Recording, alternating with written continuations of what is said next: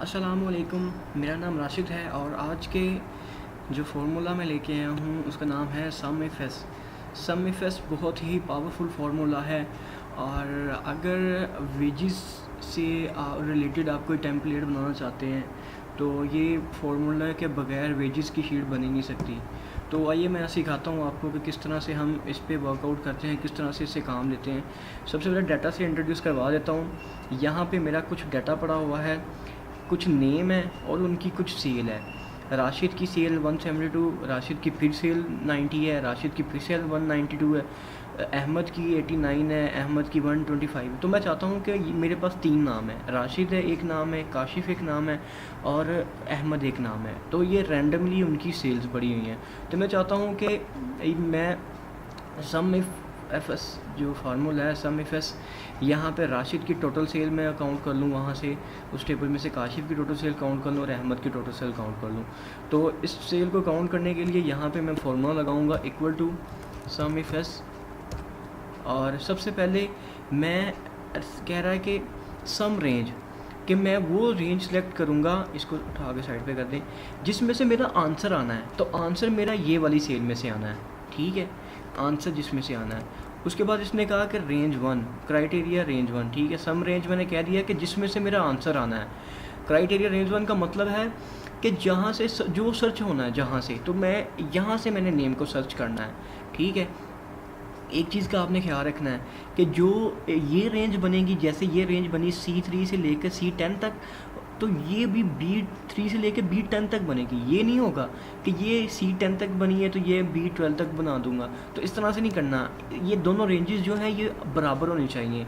उसके बाद इसमें वो तीसरा क्राइटेरिया दे रहा है कि इसमें कहाँ पे मैं लिखूँ तो जवाब आए। तो मैंने कहा कि यहाँ पे मैं जब लिखूँ तो मुझे जवाब आए।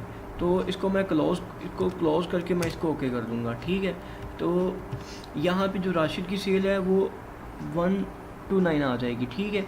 और अगर मैं इस फार्मूले को ड्रैग करना चाहूँ तो ड्रैग करने के लिए सबसे पहले जो मेरे रेंजेस हैं, जो मैंने दूसरी साइड पर सेलेक्ट की हैं, उनको मैं F4 के साथ इनको फ़िक्स करूँगा। और इसको मैं फ़िक्स क्यों करता हूँ, अगर आपको पता है वेल एंड गुड, अगर नहीं पता तो एब्सोल्यूट एंड रेलिवेंट के नाम से मेरा ट्यूटोरियल है, उसको एक दफ़ा प्लीज़ आप देख लें तो आपको पता चल जाएगा कि मैं यहाँ पे इसको क्यों कर रहा हूँ ब्लॉक में। इसलिए यहाँ पे ब्लॉक कर रहा हूँ क्योंकि जब मैं इसे यहाँ से यहाँ पे ड्रैग करूँगा तो दूसरी साइड पे जो रेंज है वो नीचे की तरफ शिफ्ट कर जाएगी। तो अगर मैंने इसको ब्लॉक किया होगा तो ये नीचे की तरफ शिफ्ट नहीं करेगी। और उसके बाद यहाँ पे जो सम इफ एस और B3 शीट है, और इसमें जो B3 सेल है इसको मैं नहीं करूँगा क्योंकि मैं इसको चाहता हूँ जब मैं इसको ड्रैग करूँ तो ये B2 जो है B3 जो है वो B4 हो जाए। इसको मैं ओके करता हूँ और यहाँ पे इसको कॉपी पेस्ट करता हूँ।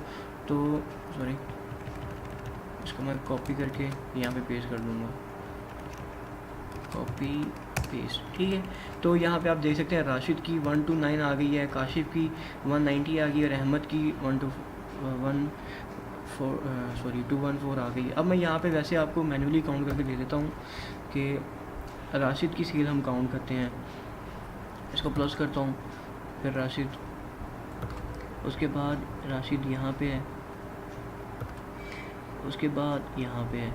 तो ये देख लें 529 आ रहा है, 529, और यहाँ पे देख लें यहाँ पे।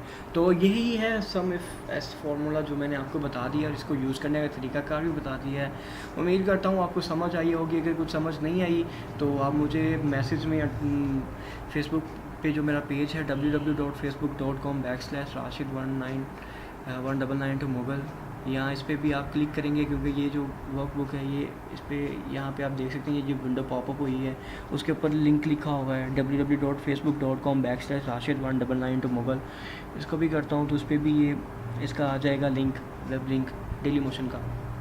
तो ठीक है, फिर मिलते हैं नेक्स्ट ट्यूटोरियल में। शुक्रिया।